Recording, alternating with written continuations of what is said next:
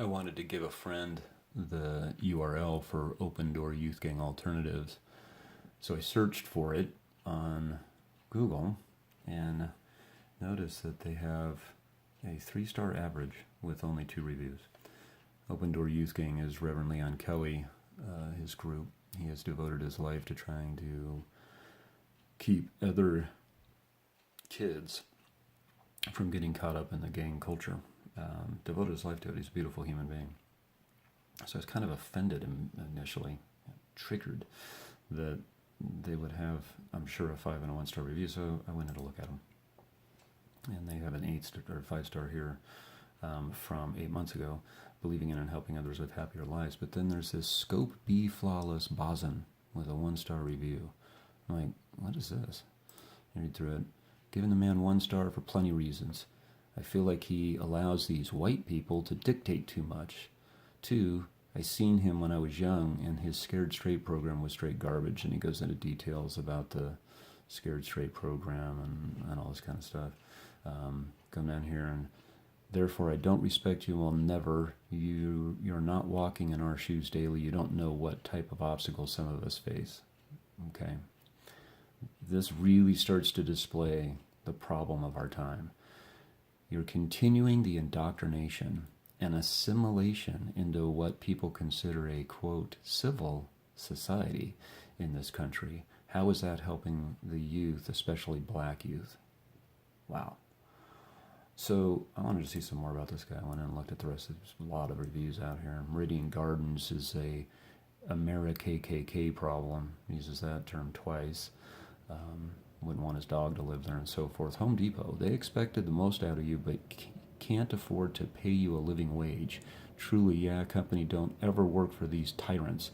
Looking forward to the day they go bankrupt and go out of business worldwide. Wow. I mean, that is amazing to have that view. Lazy managers, straight up waste of time and so forth. Rural appliance discount, no comment, just bad service. Likes a couple of things here and there. There's the Open Door one. A couple dispensaries. So this individual smokes pot. Was really psyched about, gave a 1-star to Overland High School in 2006. Went to Overland, was a hellhole. This individual was trash. So was Butch and Roseberry and whatever. School to prison pipeline is their motto. An all white Cherry Creek district. I still laugh at the time when my mom told the shim to go to hell in a handbasket. Classic. Wow. His mom. Her mom, whatever.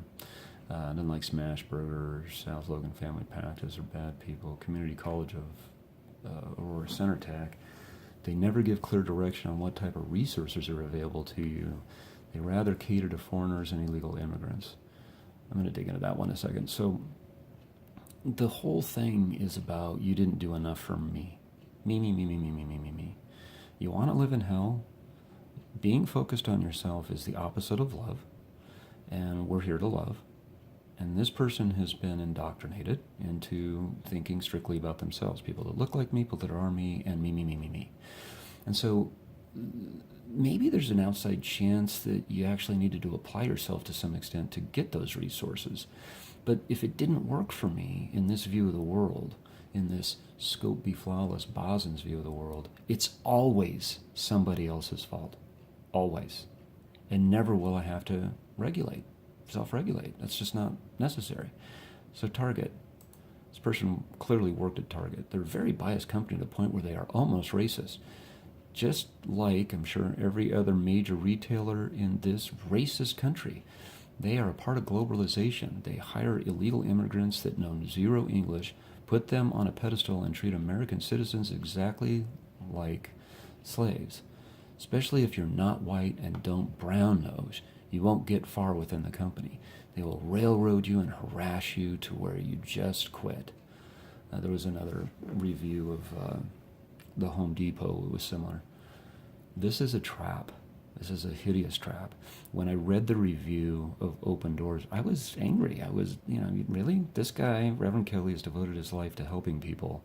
And this guy, this person, goes in and just castigates him. Too many white people. So even when white people try to help, it's bad. Wow. Where do you go with this? It's a trap. This is a trap. And the issue is, no matter what this person does, whatever their experiences are, they always have the answer that it's somebody else's fault because of racism. It's always the other's fault. And in doing that, this person has given all of their personal power away. Oddly enough, to this boogeyman that really isn't a thing. I'm not saying racism doesn't exist. Clearly it does. This person's racist. That is definitely a problem.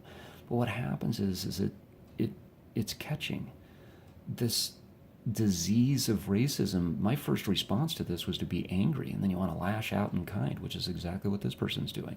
And then it just grows and grows and grows until we're shooting at each other. It's a disease of the mind and the heart that rips away your personal power, and all hope is gone. So this person storms around complaining about everybody else not doing enough because they expect everybody to do for them, which is the opposite of love. It's the opposite. And that's the problem. This is really the battle of our time. And we're losing this battle. There is more and more racism, sexism, misandry out there than there's ever been in my lifetime. We're losing the battle. And it's contagious.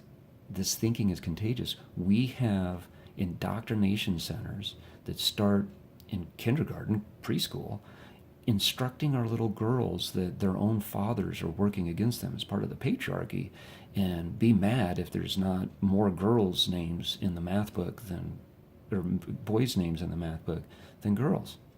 That's a thing. Count the number of boys' names in the math book and be angry if there's too many.